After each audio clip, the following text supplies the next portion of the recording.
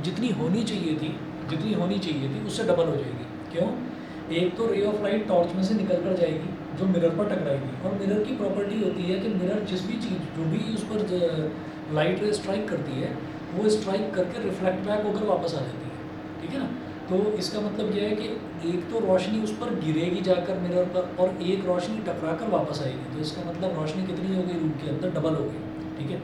उसको बोलते हैं इल्यूमिनेशन या फिर इंटेंसिटी ऑफ लाइट। लाइट कितनी ज़्यादा तेज़ है। मैं एक ट्यूबलाइट जलाऊंगा कुछ रोशनी होगी, दो ट्यूबलाइट जलाऊंगा डबल हो जाएगी, तीन जलाऊंगा ट्रिपल हो जाएगी। ये होता है। ठीक? तो रिफ्लेक्शन में क्या होता है? Reflection is bouncing back of light. फिर बात करते हैं रिफ्रैक्शन की। रिफ्रैक्शन में क्या होगा? रिफ्रैक्शन में बेंडिंग ऑफ लाइट होती है। बेंडिंग ऑफ लाइट मतलब एक मीडियम से जब दूसरे मीडियम में लाइट रे एंटर करती है। कैसे? अगर मान लीजिए हम चश्मा लेते हैं, चश्मा जैसे आपने लगाया चश्मा, तो इसमें क्या है कि जो आप देख रहे हैं, तो आपकी जो लाइन ऑफ साइट है वो आर पार निकल रही है। वो ग्लास है, ये जो लेंस बना हुआ है, लेंस के आर पार जा रही है। सोचिए अगर इसका आगे का पोर्शन जो है पॉलिश कर दिया जाए तो क्या आप कुछ देख पाएंगे? नहीं देख पाएंगे। आप उसी चश्मे को ऐसे देखोगे तो आपको खुद का ही चेहरा दिखने लगेगा। तो नॉर्मल अगर मैं सिंपल एक प्लेन लेंस की बात करूँ, एक प्लेन ग्लास की बात करूँ, तो प्लेन ग्लास को भी अगर पीछे से पेंट कर दिया जाए ना तो वही मिरर की तरह बिहेव करता है। ठीक है? वही मिरर की तरह बिहेव करता है। तो रिफ्लेक्शन कहाँ होगा? मिरर में। रिफ्रैक्शन कहाँ होगा? लेंस में होगा। हम शुरुआत रिफ्लेक्शन से करते हैं। दोनों ही चैप्टर बहुत इंटरेस्टिंग है। रिफ्लेक्शन और रिफ्रैक्शन दोनों, मतलब लाइट इसमें तो दे रखा है, कॉमन है एनसीईआरटी में। दोनों ही चैप्टर इंपॉर्टेंट भी हैं और दोनों ही चैप्टर में काफ़ी न्यूमेरिकल्स वगैरह भी हैं।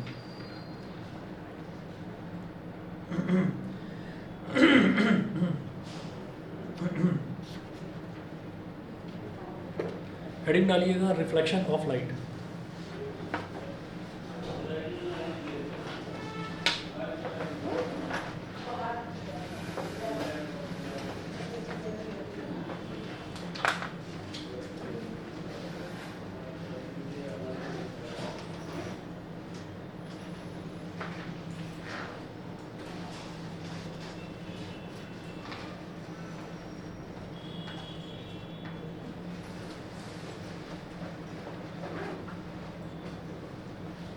हेडिंग डालिएगा reflection of light. Reflection of light में लिखिए the process of sending back the light rays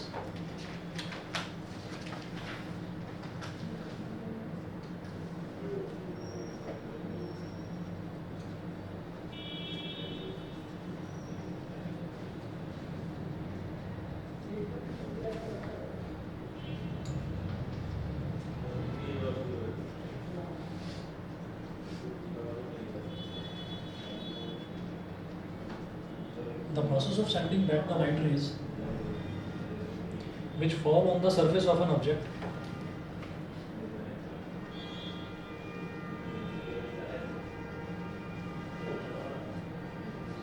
which fall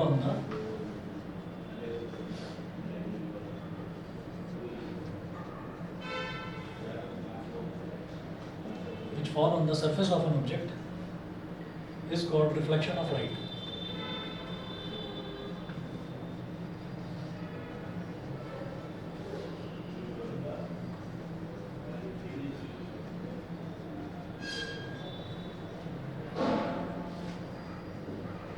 Is called reflection of light.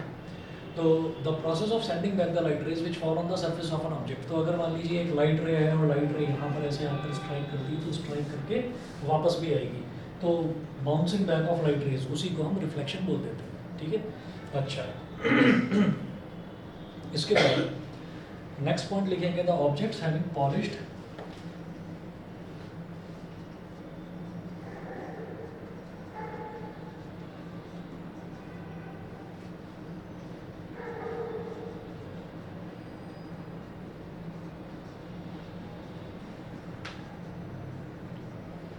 the objects having polished, shining surfaces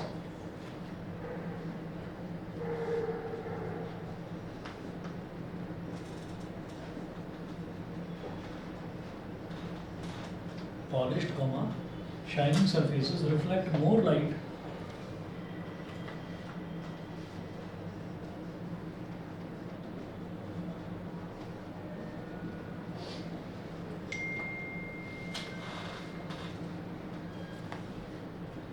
reflect more light than objects having unpolished dull surfaces.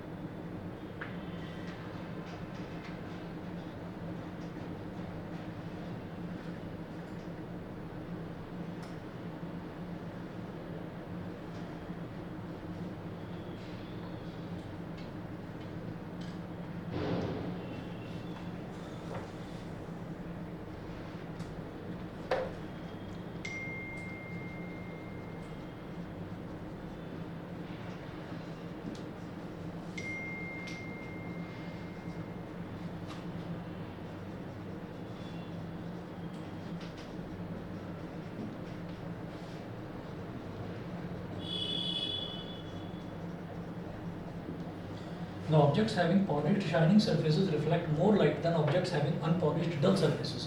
तो अगर कोई object है unpolished surface है, rough surface है, एकदम डल है, उस पर अगर लाइट स्ट्राइक करेगी तो वो उतने अच्छे से रिफ्लेक्ट नहीं कर पाएगी।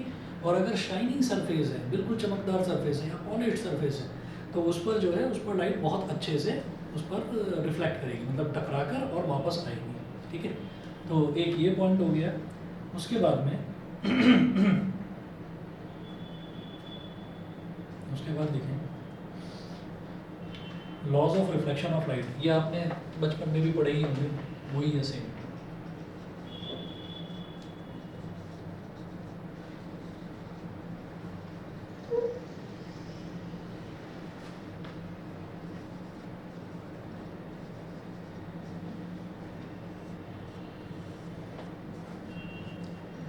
Laws of reflection of light, इसमें लिखिएगा there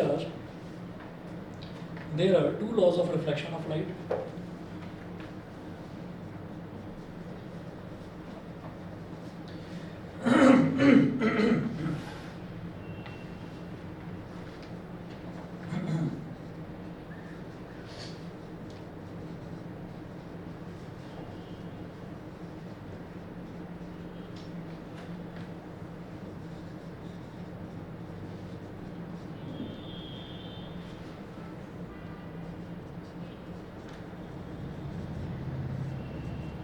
There are two laws of reflection of light.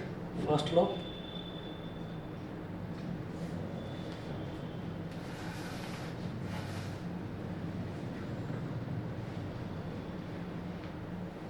according to this law,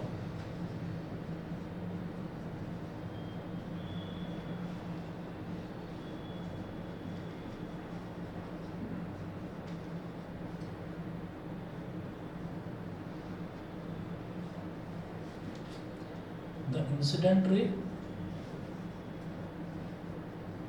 the reflected ray,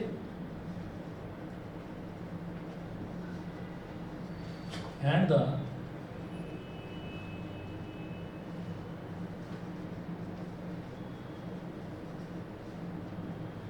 normal to the point of incidence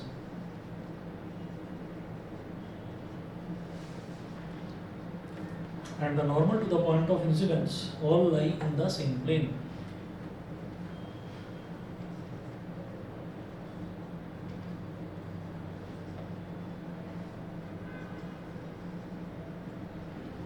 All lie in the same plane. तो पहला law ये है, पढ़ रखा होगा, I think 6th में या 7th में कराया ही होगा ये, है ना। ऐसे ही सेकंड लॉ देखिएगा।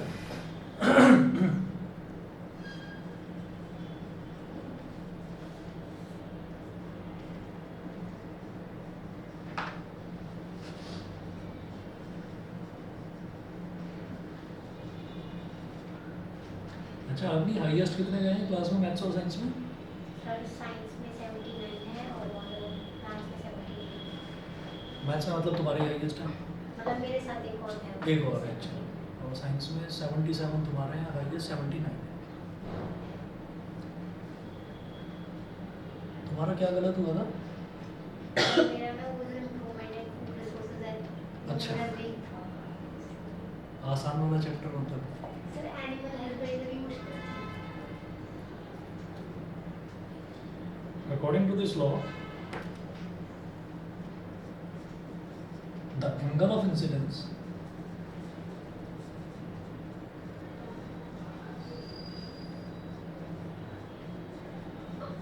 is always equal to the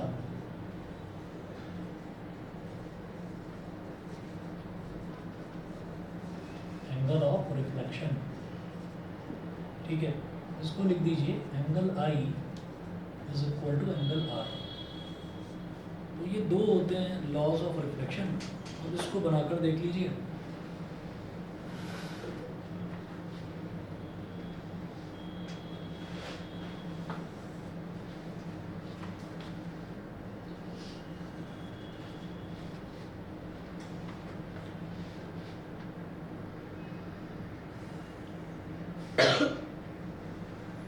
हमने माना कि ये कोई स्मूथ पॉलिश सरफेस है।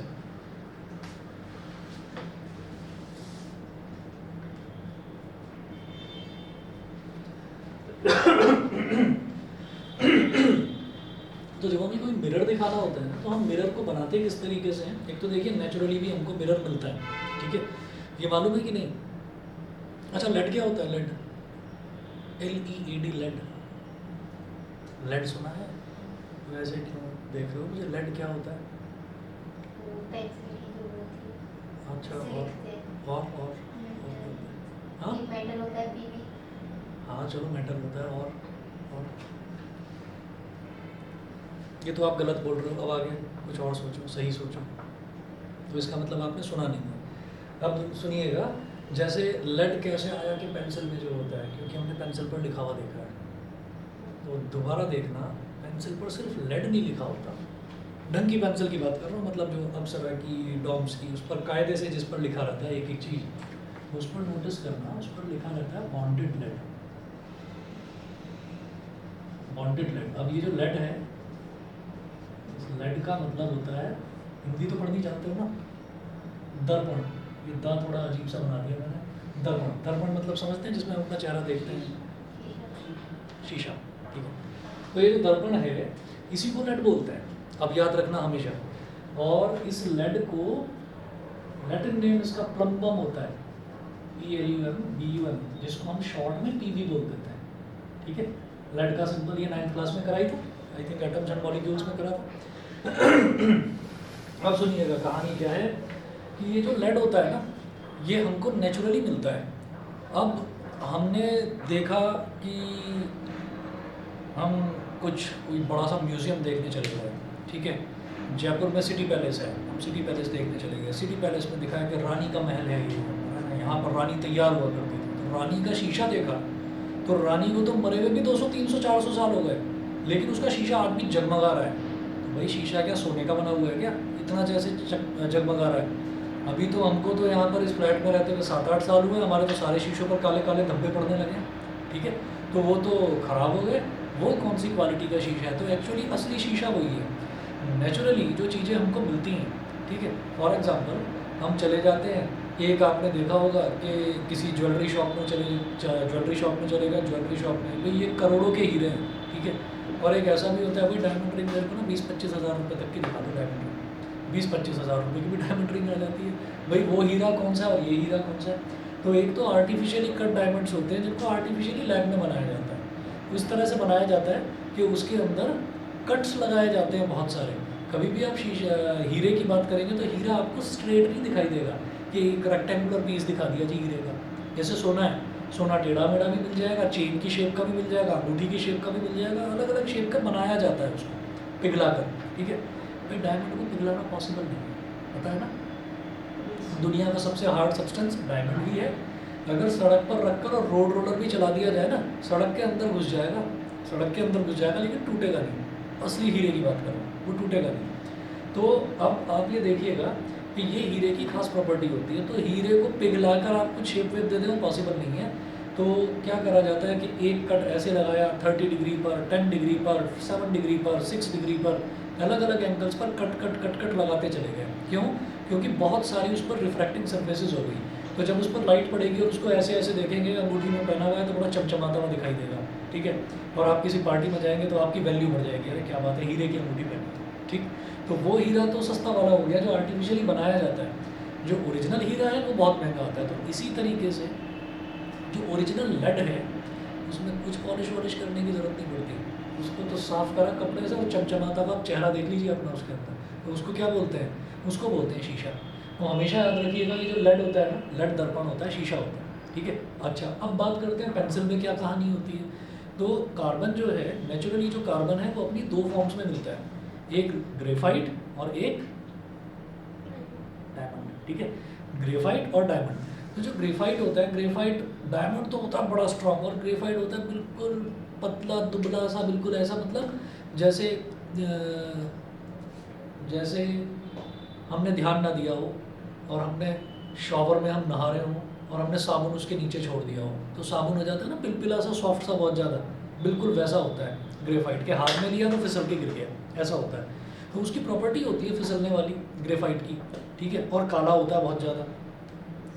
तो ये जो फिसलने वाली प्रॉपर्टी है कहाँ पर यूज़ करा जाता है भाई, साइकिल के जो रोलर बॉल्स हैं उसमें लगा दिया जाए, जहाँ पर जो उसके व्हील्स होते हैं तो उसमें बीच में ना रोलर बॉल्स जो होते हैं उस पर लगा दो, ठीक है, चेन में लगा दो, तो यानी कि ग्रीस जो बनती है वो ग्रेफाइट की बनती है। और ग्रेफाइट की एक खास बात ये होती है कि जहाँ पर लगा दो काला काला फैलता चला जाता है। तो वो जो काजल आते हैं ना आँखों में लगाने वाले काजल, वो सब ग्रेफाइट के बनते हैं, नुकसान नहीं पहुँचाते, ठीक है। आर्टिफिशियल काजल, कुछ काजल ऐसे भी होते हैं जिसमें बहुत सारे नेचुरल इंग्रेडिएंट्स डालकर घर में बनाए जाते हैं। तो कुछ बच्चों की शायद मदर्स जानती होंगी काजल कैसे बनाया जाता है, किसी की दादी या नानी तो जानती ही होंगी कि कैसे बनाया जाता है, नहीं तो आजकल तो आर्टिफिशियल होते हैं। तो वो जो आर्टिफिशियल काजल हैं वो सारे के सारे ग्रेफाइट के हैं। ग्रेफाइट अगर हाथ पर कहीं पर लग जाए तो नुकसान नहीं पहुँचाता, तो इसलिए उसको लगाया जा सकता है, कोई प्रॉब्लम नहीं। तो ये जो ग्रेफाइट है, अगर ग्रेफाइट को सीधा, पेंसिल कैसी बनती है, ये लकड़ी की होती है, हॉलो सिलेंड्रिकल, है ना, लकड़ी होता है, हॉलो सिलेंडर होता है अंदर, मतलब खोखला होता है, उसके अंदर ग्रेफाइट को, गरम ग्रेफाइट को भर दिया जाता है। अब गरम ग्रेफाइट को हमने भर दिया, फिर उसको शार्प करा, लिखना शुरू करा, वो जरा से में फैल कर खत्म हो गया। उसकी तो प्रॉपर्टी फैलने की है, फिसलने की है। और फिर हम ये चाहते हैं कि यार ये तो पेंसिल जरा सी देर में ख़त्म हो जा रही है। तो आप ये देखेंगे, अगर आप पेंसिल लेने जाएंगे, अगर आपको पेंटिंग का शौक़ है, तो जो पेंटर्स होते हैं ना, तो पेंटर्स का आपने कभी नोटिस करा हो कि एक तो बाद में तो वो पेंट ब्रश वगैरह करा जाता है, उनके जो हाथ होते हैं ना, यहाँ पर वो एक बैंड पहनते हैं अपने हाथ पर, और उसमें ना अलग अलग तरीके की पेंसिल लगी रहती हैं। तो एक पेंसिल ये है कि इसमें मैं आउटलाइन बनाऊंगा चेहरे की, इसमें क्या है कि इसमें मैं आईब्रोज बनाऊंगा, तो आईब्रोज बनाने के लिए वो अलग पेंसिल निकालते हैं। तो पेंसिल्स की कैटेगरी होती है। अभी तो आप 10th क्लास में, जब आप इंजीनियरिंग में पहुँचेंगे, कुछ बच्चे अगर इंजीनियरिंग करना चाहते हैं तो अगर वो इंजीनियरिंग करेंगे तो इंजीनियरिंग में एक सब्जेक्ट होता है इंजीनियरिंग ड्राइंग। इंजीनियरिंग ड्राइंग में बहुत बड़ा चार्ट होता है, उस चार्ट पर अलग अलग तरीके के मैप्स बनाए जाते हैं। फॉर एग्जांपल अगर हम सिविल इंजीनियरिंग की बात कर रहे हैं तो वैसे, और मतलब मैकेनिकल इंजीनियरिंग में उसमें बनाए जाते हैं बड़े बड़े शीट्स पर। तो वहाँ पर तब आप ये जानोगे कि अलग अलग तरह की पेंसिल होती है, HB1, HB2, HB3, HB4, HB5, HB10 तक, आई थिंक HB20 तक जाती हैं, जो ज़्यादा डार्क लिखती हैं पेंसिल्स। तो जो ज़्यादा डार्क लिखते हैं उसके अंदर ज़्यादा ग्रेफाइट है। और ये जो बॉन्डेड लेड है, इस बॉन्डेड लेड का मतलब है तो ग्रेफाइट, उसके अंदर क्या करा गया, लेड को तोड़कर उसका पाउडर बनाकर और उसको उसके अंदर मिक्स कर दिया गया। मिक्स करने से क्या होता है, ग्रेफाइट में थोड़ी सी हार्डनेस आ जाती है। आपने कभी कभी देखा होगा कि पेंसिल को जब आपने शार्प करा तो बहुत अच्छा लिखा जा रहा है, और कभी कभी ऐसा होता है कुछ खरखराहट होती है उसमें, कभी कभी फिर आप कहते हैं यार जरा सा और शार्प कर इसको, तो वो जो खरखराहट आती है, तो वो आप थोड़ा सा 1-2 सेंटेंस जब आप लिखते हैं तो वो थोड़ा सा स्मूथ हो जाता है। तो वो जो हल्का सा वो आवाज़ सी जो आती है, उसकी घिसने की जो आवाज़ आती है, तो समझ जाइए कि बारीक सा कोई क्रिस्टल आ गया उसके अंदर लेड का, सॉरी हाँ इसका लेड का क्रिस्टल आ गया, वही घिस रहा है। और जब आपने उसको थोड़ा सा लिखा, उसके साथ की ग्रेफाइट घिस गई, तो वो लेड भी घिस कर निकल गया, ठीक है। फिर आप उसमें नॉर्मली थोड़ा वो सॉफ्ट हो जाता है लिखने के लिए। तो हमेशा आगे से क्या याद रखेंगे, लेड का मतलब शीशा, जिसमें हम अपना चेहरा देखते हैं। ग्लास नहीं है लेड, लेड क्या है, शीशा है। तो ये तो बड़ा महंगा आता है। अब हमें तो भैया मार्केट में वो वाला शीशा चाहिए जो 100 रुपये का मिल जाता है, बड़ा सा शीशा हो, वॉशरूम में लगा दो, 2-4 साल में ख़राब हो जाए फिर बदल दो। मुझे नहीं चाहिए इतना महंगा शीशा, ठीक है। ये शीशे ही कई हज़ार रुपए के आ रहे हैं, वो नहीं चाहिए, ठीक है। तो वो आर्टिफिशियली बनाया जाता है। आर्टिफिशियली बनाना बेहद आसान है, कांच ले आइए, जैसे ये विंडो में ग्लास पेन्स लगी हुई है ना, तो ग्लास पेन कटवा लो, काटने के बाद में सिल्वर कलर का पेंट आता है, ब्रश लो, सिल्वर कलर का पेंट कर दो उसके पीछे। सिल्वर कलर का जब पेंट सूख जाए, उस पेंट के सूखने के बाद रेडिश ब्राउन कलर का पेंट आता है, वो कर दो पीछे, हो गया शीशा बन गया, ठीक है ना। वैसे भी आप देखते हैं कि अगर हमारी खिड़की है कोई और खिड़की में कांच का शीशा लगा हुआ है, कांच लगा हुआ है, तो हम दिन में देखते हैं तो इधर भी रोशनी है और विंडो के बाहर भी रोशनी है, तो हम see through, we can easily see through, आर पार देख सकते हैं। रात के टाइम क्या हो जाता है कि पीछे की तरफ, बाहर की तरफ अंधेरा हो जाता है, तो उसी शीशे में हम अपना चेहरा देख पाते हैं। तो वो जो दिन में आर पार लाइट निकल रही थी, अब उसमें आर पार लाइट नहीं निकल रही है, वही मिरर की तरह बिहेव कर रहा है। कैसे बिहेव कर रहा है? क्योंकि उसकी पीछे वाली सरफेस डार्क हो गई है। तो अगर ग्लास की ही पीछे वाली सरफेस को डार्क कर दिया जाए तो वो मिरर बन जाता है। तो ये जो एक स्ट्रेट लाइन हम बनाते हैं, स्ट्रेट लाइन के पीछे ये जो लाइन छोटी लाइनें बनाते हैं, इसका मतलब क्या है कि ये नॉर्मल ग्लास था, कांच था, उस कांच के पीछे आपने पेंट कर दिया है। पेंट कर दिया तो अब उसका उधर वाला सरफेस कैसे बिहेव कर रहा है? मिरर की तरह बिहेव कर रहा है। अब हम क्या करेंगे कि उस मिरर पर एक लाइट रे स्ट्राइक करेंगे। अब लाइट रे सीधी स्ट्राइक नहीं कर रही है, टेढ़ी स्ट्राइक कर रही है, उसको कहते हैं striking on it obliquely. Obliquely यानी कि कोई एंगल बना, ऐसे लाइट रे ने ऐसे स्ट्राइक करा। तो जो लाइट रे स्ट्राइक कर रही है वो हमने कैसे करवाई? हमने लेजर लाइट ले ली ताकि एक स्ट्रेट लाइन जाए, तो लेजर लाइट से हमने यहाँ पर स्ट्राइक करा दिया। लेजर लाइट में तो कोई लेकर आता था, विराट लाता था, कौन लाता था? मुकुंद था या तुम्हारी थी? ये हो गया इंसिडेंट रे।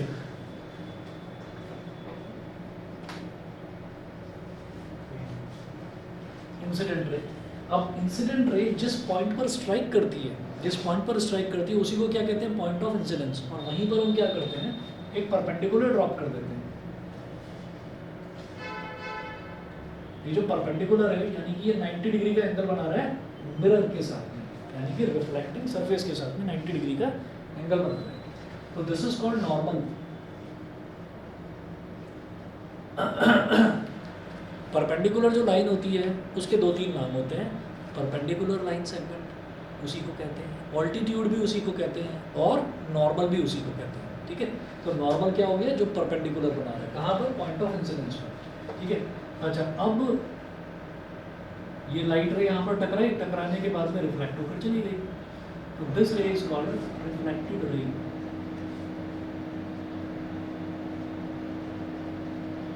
रिफ्लेक्टेड रे, तो भाई इंसिडेंट रे नॉर्मल के साथ जो एंगल बनाता है that is called I, reflected ray normal के साथ जो एंगल बनाता है that is called angle R. ठीक है, और है क्या कि अगर मैं यहाँ पर बैठा हुआ हूँ और मैं यहाँ पर वाइट बोर्ड पर इसको इंसिडेंट रे को भी बनाकर मार्क करके दिखा पा रहा हूँ, नॉर्मल को भी इसी बोर्ड पर बना पा रहा हूँ, और रिफ्लेक्टेड रे को भी इसी बोर्ड पर बना पा रहा हूँ, यानी कि मैं सेम प्लेन में तीनों को बना पा रहा हूँ। ठीक है, तो मैं देख पा रहा हूँ कि my incident ray, reflected ray and normal at the point of incidence, तीनों के तीनों कहाँ पर स्ट्राइक कर रहे हैं? एक पॉइंट पर, ये कहलाता है पॉइंट ऑफ इंसिडेंस। तो ये तीनों की तीनों रेस को मैं एक ही प्लेन पर बना पा रहा हूँ, आप भी एक प्लेन पर अपनी नोटबुक में बना पा रहे हैं। तो इसका मतलब क्या है? They all lie in the same plane. ठीक है, ये तो पहला लॉ हो गया। दूसरा लॉ ऑब्जर्वेटरी लॉ है।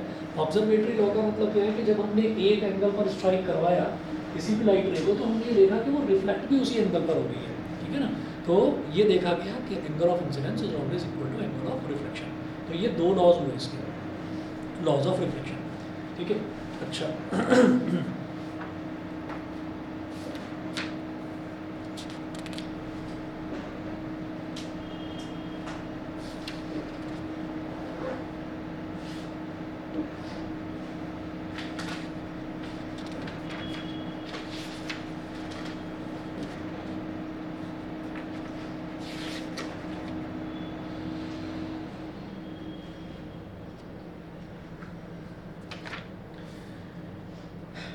हेडिंग डालिएगा, regular reflection and diffuse reflection of light.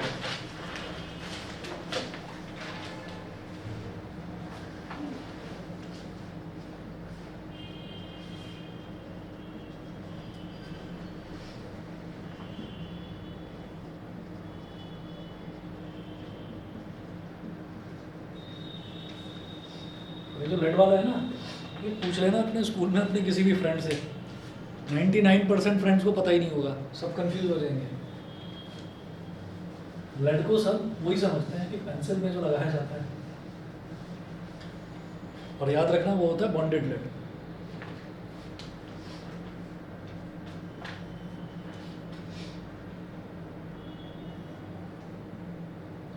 Regular reflection and diffuse reflection of light.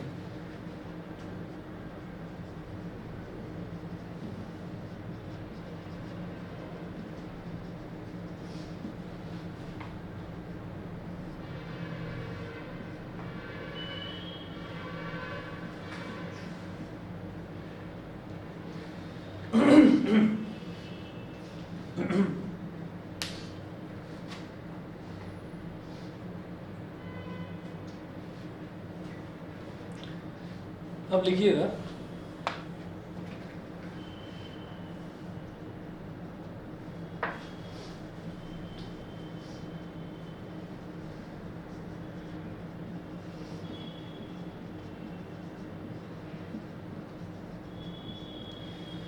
in regular reflection of light, a parallel beam of incident light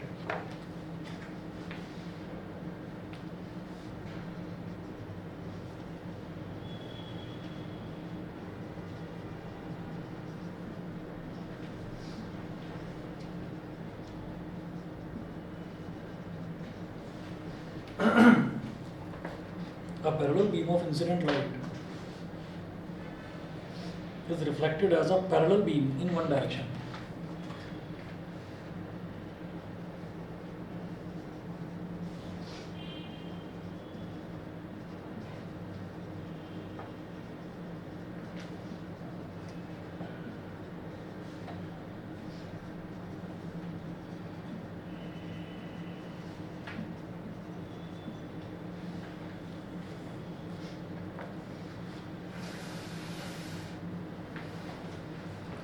Is reflected as a parallel beam in one direction.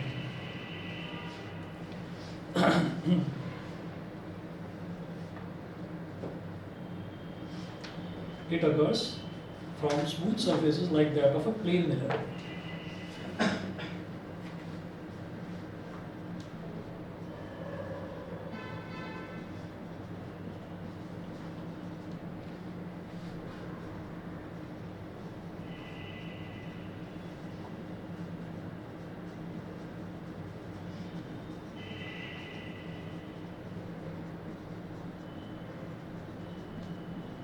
Like that of a plane mirror.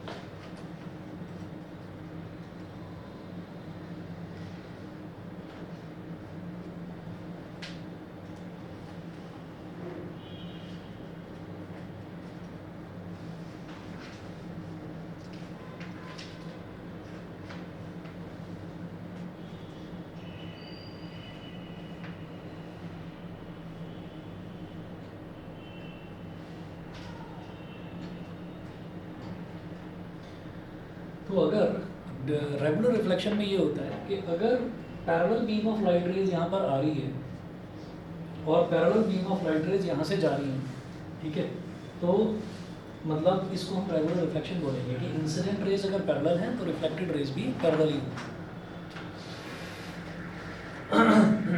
ठीक है, ये तो हो गया regular reflection.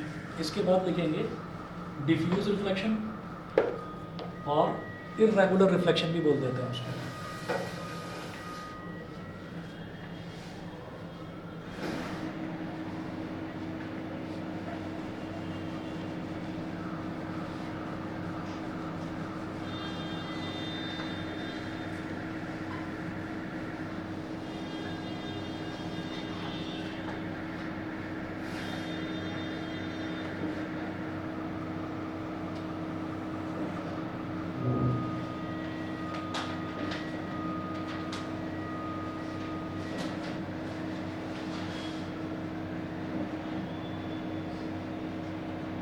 आप लोगों के school में ये पिटाई विटाई तो नहीं होती होगी ना बच्चों की?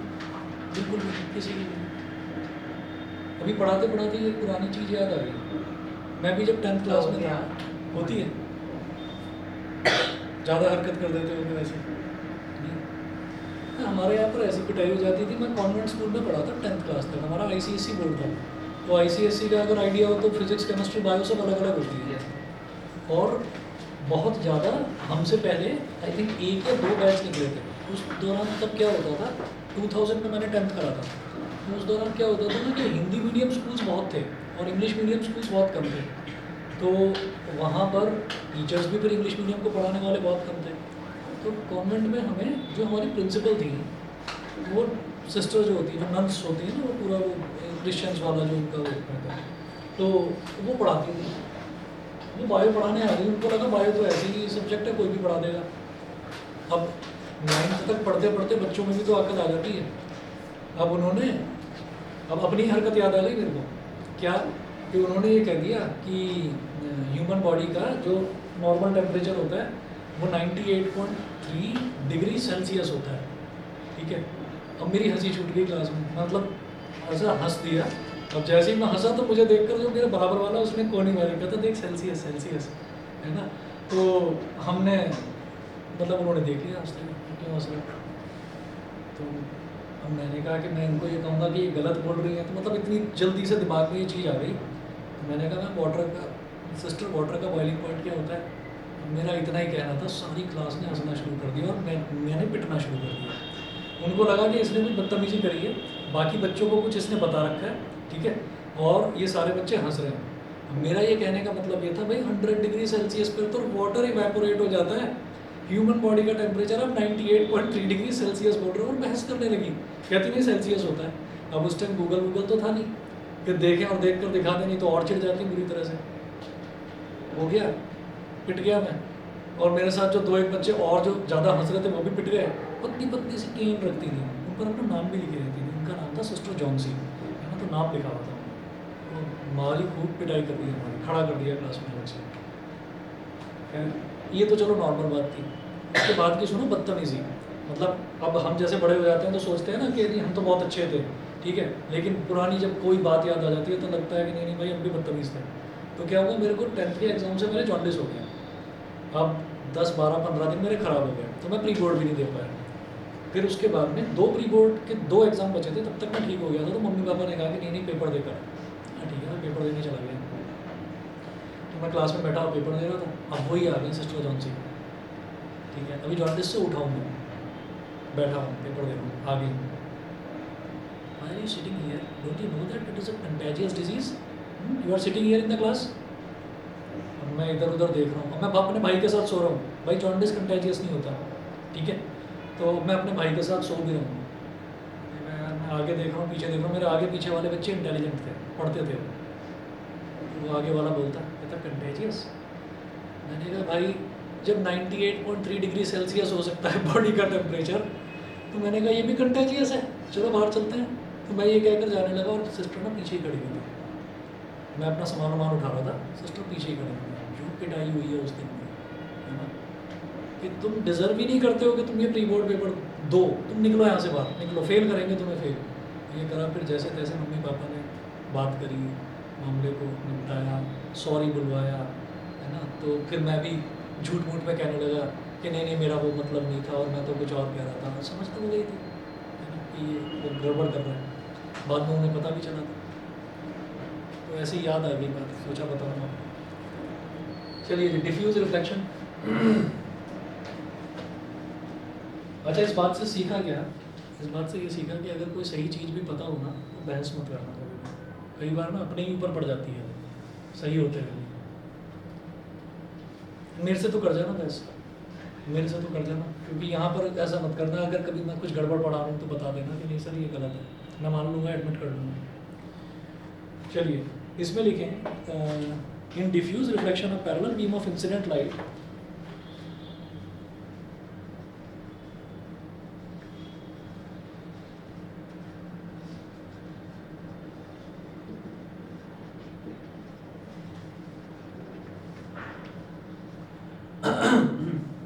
a parallel beam of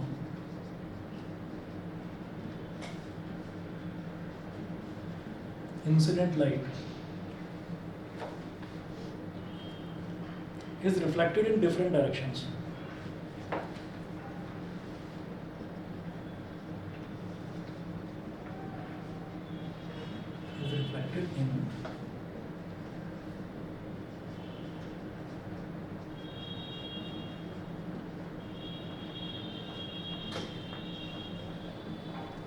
Is reflected in different directions It takes place from rough surfaces like that of paper.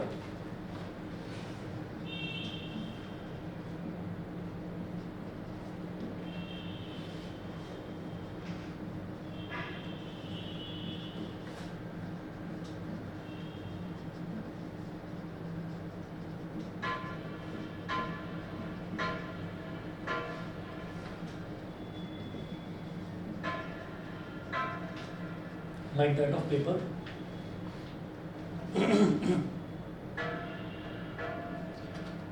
Cardboard, table, chair, etc.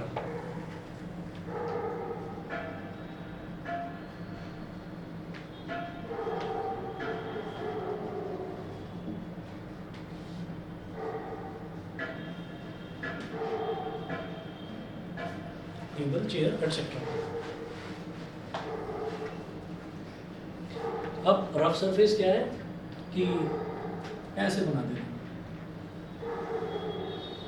इस तरीके से। तो पेपर की सरफेस ऐसी तो होती नहीं, टेबल की भी ऐसी तो होती नहीं है। एक्चुअली क्या है कि अगर उसको मैग्नीफाई करके देखा जाए ना तो वो उतनी स्मूथ नहीं होती जितनी कि एक ग्लास की या प्लेन मिरर की सरफेस होती है। तो अगर उसको मैग्नीफाई करके देखा जाए तो थोड़ा बहुत उसमें ऐसे रफनेस होती है। यहाँ पर एक रे ऑफ लाइट ऐसे स्ट्राइक करेगी, दूसरी रे मतलब इंसिडेंट रेज जो है ना, इंसिडेंट रेज ऑफ लाइट को तो पैरेलल स्ट्राइक करवाना वो तो हमारे हाथ में है, ठीक है। लेकिन रिफ्लेक्शन वो तो टोटली सरफेस पर डिपेंड करता है कि सरफेस स्मूथ है या कैसी है।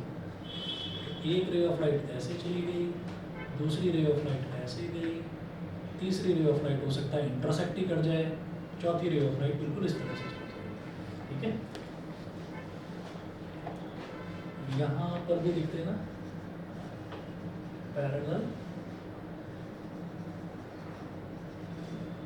रेज ऑफ लाइट,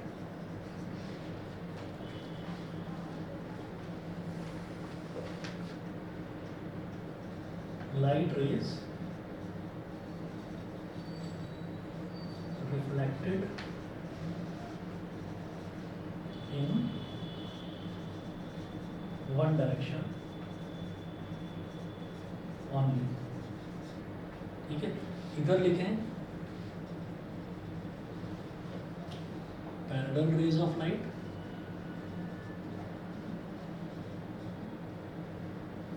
यहाँ लिखिएगा light rays reflected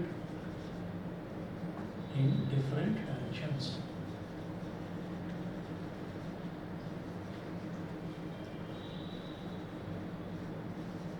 light rays reflected in different directions.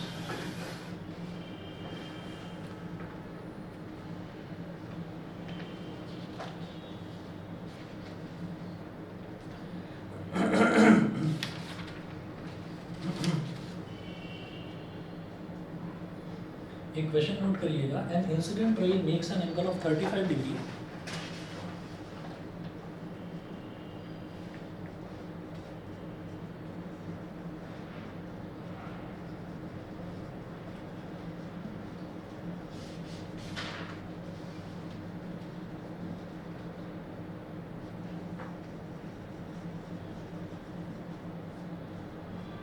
an incident ray makes an angle of 35 degree with the surface of a plane mirror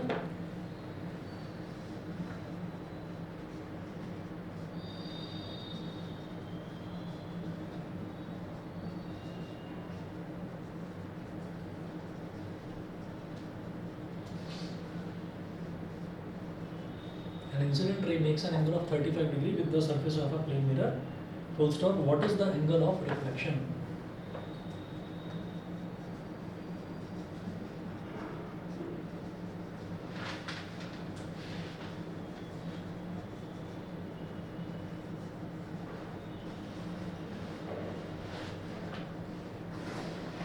What is the angle of reflection? बताओगे? फिर से पढ़ो, जानबूझ कर दिया है क्वेश्चन।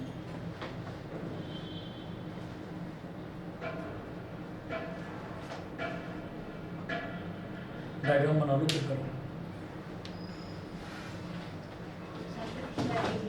कितना? 55 पक्का? चलिए ठीक है।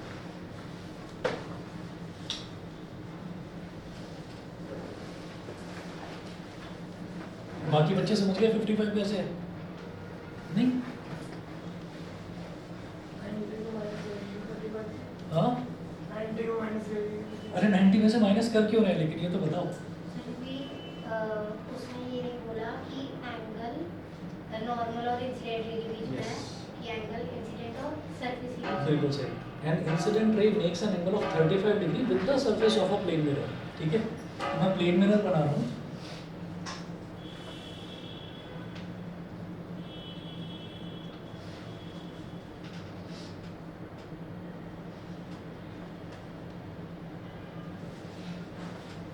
ये नॉर्मल हो गया, ये हो गई इंसिडेंट रे।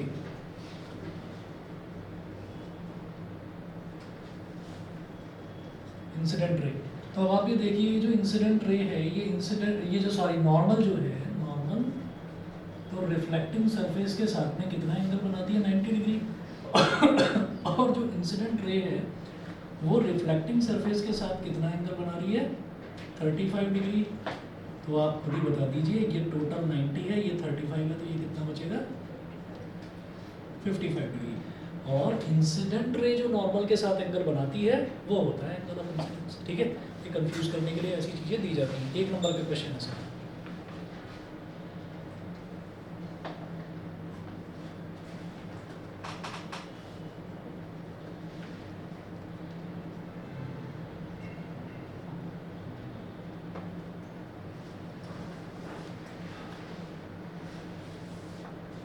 लिखिएगा angle of incidence is the angle which the incident ray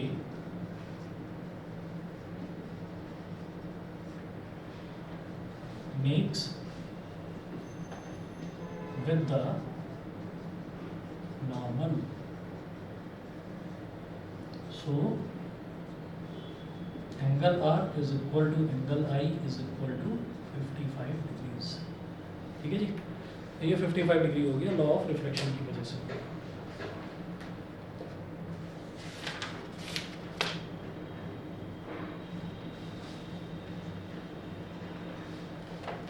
next heading डालिएगा objects and images.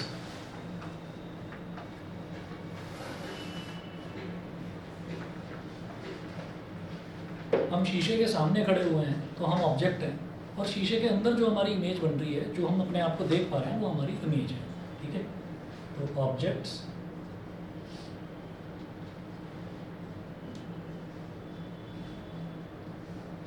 And images.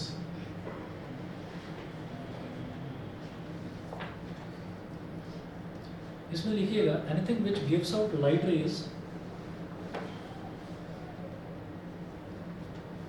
First point,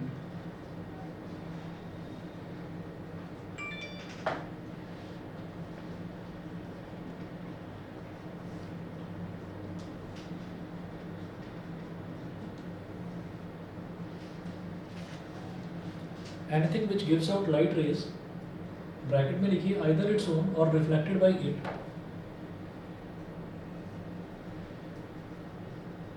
either its own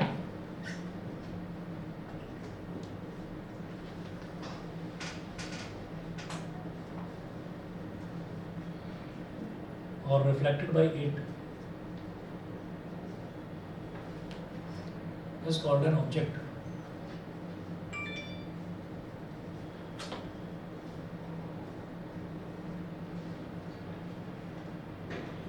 is called an object. तो देखिएगा ऐसा होता है कि जैसे मान लीजिए हम इस रूम में बैठे हुए हैं, तो हम सब एक दूसरे को देख पा रहे हैं। ठीक है, अब दो तरीके के ऑब्जेक्ट होते हैं, एक होता है ल्यूमिनस ऑब्जेक्ट और एक होता है नॉन ल्यूमिनस ऑब्जेक्ट। तो ल्यूमिनस ऑब्जेक्ट क्या होता है, जैसे कि एक ट्यूबलाइट है, तो ट्यूबलाइट क्या है, ट्यूबलाइट के अंदर खुद की रोशनी है। हमने ट्यूबलाइट को इलेक्ट्रिसिटी ऑन करी तो ट्यूबलाइट जो है अपनी रोशनी एमिट करता है। हमने कहा सन है, तो सन खुद लाइट रेज एमिट करता है, तो सन के अंदर अपनी रोशनी है, लेकिन हमारे अंदर अपनी रोशनी नहीं है। अगर मान लीजिए इस रूम में हम अंधेरा कर दें तो हम एक दूसरे को देख ही नहीं पाएंगे। और जैसे ही हमने लाइट जलाई, तो लाइट जलने से होता क्या है कि लाइट जो है, लाइट मेरे ऊपर स्ट्राइक कर रही है। ठीक है, और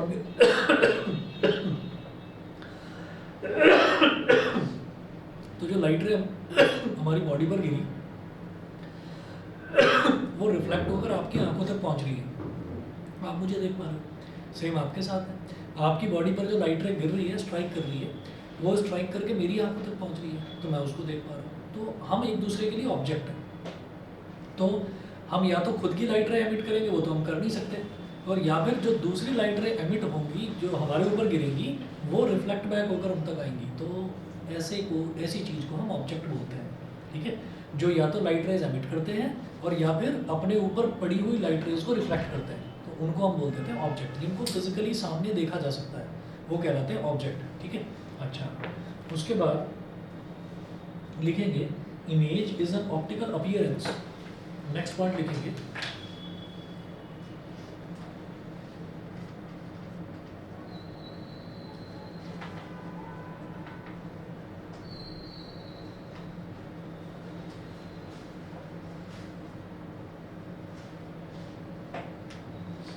image is an optical appearance produced when light rays coming from an object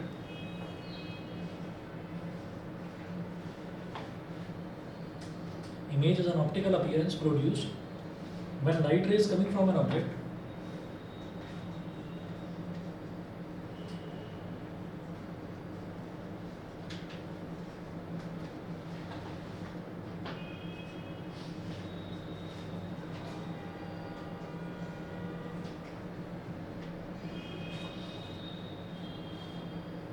when light rays coming from an object are reflected from a mirror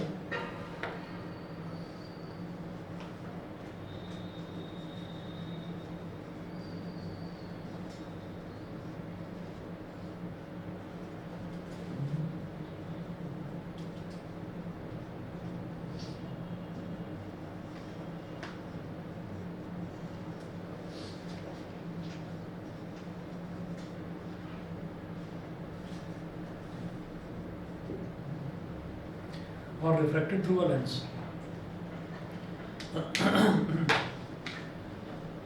ठीक है, तो इमेज एक ऑप्टिकल अपीयरेंस होता है। इमेज सचमुच में कोई फिजिकल क्वांटिटी नहीं होती, ये एक ऑप्टिकल अपीयरेंस होता है produced when light rays coming from an object are reflected from a mirror, ठीक है, जब वो किसी मिरर में से रिफ्लेक्ट होकर आती हैं, ठीक। अच्छा, और रिफ्रैक्टेड थ्रू अ लेंस। अच्छा, एक बात जानते हैं, जो लेंस के थ्रू यानी कि चश्मे के थ्रू आप चश्मा जो आप बच्चे लगाते हैं, तो आपको प्रॉब्लम कौन सी है, दूर का नहीं दिखाई देता या पास का नहीं दिखाई देता? दूर का नहीं दिखाई देता है ना। तो जब हमको दूर की चीज़ नहीं दिखाई दे रही है यानी कि पास की दिखाई दे रही है, उसको क्या बोलते हैं, शॉर्ट साइटेडनेस। शॉर्ट साइटेडनेस का दूसरा नाम है मायोपिया। तो आपको मायोपिया हो रखा है, ये जानते हैं, ठीक है। अच्छा, अब उसमें होता क्या है कि दूर की चीज़ दिखाई नहीं दे रही है, तो जो चीज़ दूर की है उसको थोड़ा पास ला कर देख लो तो वो दिखने लगेगी, ठीक है। या दूसरा काम करते हैं कि नोटबुक है या बुक है, तो बुक को तो पास ला कर देखा जा सकता है, लेकिन बोर्ड को कैसे पास ला कर देखते हैं? तो बोर्ड को तो पास ला नहीं सकते, तो हम खुद ही बोर्ड के नज़दीक चले जाते हैं। अब बार बार अगर ज़्यादा बच्चों की आंखें खराब है, सारे बोर्ड के पास आकर खड़े हो जाएंगे तो टीचर पढ़ाएगा कैसे और बाकी बच्चे देखेंगे कैसे? तो उसका ही सॉल्यूशन है ये जो आपने लेंस लगाया है। अब ये लेंस क्या करेगा? लेंस क्या करता है, ये एक ऑप्टिकल इल्यूजन यानी कि एक धोखा, ये एक ऐसा ऑप्टिकल इल्यूजन प्रोड्यूस कर देता है कि ये जो बोर्ड पर यहाँ पर जो लिखा हुआ है, ये इसको जैसे हम कहते हैं कि किसी का नंबर ज़्यादा है किसी का नंबर कम है, तो इसका मतलब क्या है कि किसी की पावर ज़्यादा है चश्मे की, किसी की पावर कम है। तो किसी को बहुत नज़दीक का भी नहीं दिखाई दे रहा है और किसी को क्या है कि थोड़ा दूर का दिखाई नहीं दे रहा। तो ऐसा होता है कि आपको शायद यहाँ तक दिखाई दे जाए, ये बोर्ड यहाँ पर आ जाए, ठीक है। आपको शायद ऐसा हो कि बोर्ड थोड़ा और नज़दीक आए तब दिखाई देगा। तो वो लेंस की पावर पर डिपेंड करता है। तो होता क्या है कि ये धोखा होता है। ये जो बोर्ड है, ये बोर्ड थोड़ा सा आगे बन गया आपके लिए थोड़ा सा आगे बन गया, तो आप उसको देख रहे हो। तो आप क्या देख रहे हो एक्चुअली में? आप ऑब्जेक्ट को नहीं देख रहे हो, आप तो ऑब्जेक्ट को देख रहे हो, जो ऐसे नॉर्मली देख रहे हैं तो ऑब्जेक्ट को देख रहे हैं, लेकिन आप किसको देख रहे हो? आप देख रहे हो इमेज को, ठीक है। अच्छा, अब इसको प्रैक्टिकली एक्सपीरियंस कैसे करके देखा जा सकता है? प्रैक्टिकली ऐसे एक्सपीरियंस कर सकते हैं कि हम जो बैठे हुए हैं तो हमको ये पता चल जाएगा कि अच्छा वहाँ तक मेरे को किसी चीज़ को छूना है, तो मेरा हाथ तो उतना लंबा है नहीं, तो मैं एक लंबी सी स्टिक ला कर देता हूँ, एक लंबी सी स्टिक ला कर देते हैं कि हाँ इस स्टिक से उस दीवार को छुओ, ठीक है। तो जो नॉर्मल आई साइट वाला बच्चा है वो तो हाँ ये टच कर तो दिया मैंने, ठीक है, और जिन्होंने लेंस लगा रखा है, जो चश्मा जिन्होंने पहन रखा है, वो कहेंगे यार छू तो रहा हूँ मैं, लेकिन ये टच क्यों नहीं कर रहा। तो एक्चुअली क्या है कि आप क्या करोगे, आप कहोगे यार बोर्ड तक पहुँच तो गई है स्टिक, ठीक है। फिर जो दूसरा बच्चा है वो देखेगा कि नहीं नहीं इसकी स्टिक तो यहीं तक पहुँची है, तो वो जो स्टिक है वो क्या है, वो आपकी लाइन ऑफ साइट है, वो आपकी लाइन ऑफ साइट है। तो इसको क्या करा जाता है कि ये ऑप्टिकल इल्यूजन होता है, धोखा होता है, ये जानते हैं ना। हमेशा याद रखिएगा कि जब हम चश्मा लगाते हैं तो चश्मा लगाते टाइम हम ऑब्जेक्ट को नहीं देखते, हम उसकी इमेज को देखते हैं।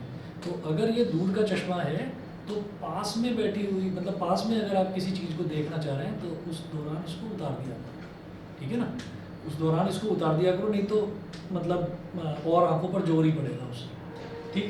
तो हम ये कहते हैं कि वो जो एक ऑप्टिकल अपीयरेंस है, वो जो एक ऑप्टिकल इल्यूजन है, उसको हम बोलते हैं इमेज, ठीक है। इमेज प्रैक्टिकली एग्जिस्ट नहीं करती एज लॉन्ग एज, जब तक आपने चश्मा लगाया तब तक बोर्ड की इमेज यहाँ बनी हुई है, चश्मा उतारा तो बोर्ड वहाँ पहुँच गया, फिर वो धुंधला दिखना शुरू हो जाएगा, ठीक है ना। अच्छा, इसी तरीके से जो मिरर है, मिरर में रिफ्लेक्शन होता है, जब तक हम खड़े हैं मिरर के आगे तब तक तो हमें अपना चेहरा उसमें दिखाई दे रहा है, और अगर हट गए तो थोड़ी दिखता है, वो चेहरा थोड़ी दिखता है। वो तो हॉरर मूवी में ही होता है ना, कि वो वॉश बेसिन में जाके मुँह धोया है ना, और मुँह झुकाया नीचे, लेकिन वो जो हीरोइन है उसका चेहरा बना रह जाता है, उसके दांत निकल आते हैं मिरर में, नहीं देखेंगे। हॉरर फिल्म में सब में ये वाला सीन तो जरूर होता है कि हमने मुंह नीचे करा लेकिन वो चुड़ैल देख रही सामने, ठीक है। ये हो गया, ठीक है, टाइम हो गया क्या? हाँ ठीक है, चलिए जितना कर लीजिए, बाकी नेक्स्ट क्लास में देखेंगे। मेरे को नेक्स्ट क्लास में रिमाइंड करा देना, आपके नोट्स निकाल कर नोट्स लिखना, ठीक है। तो बहुत ज़्यादा लिखना नहीं पड़ेगा, बड़ी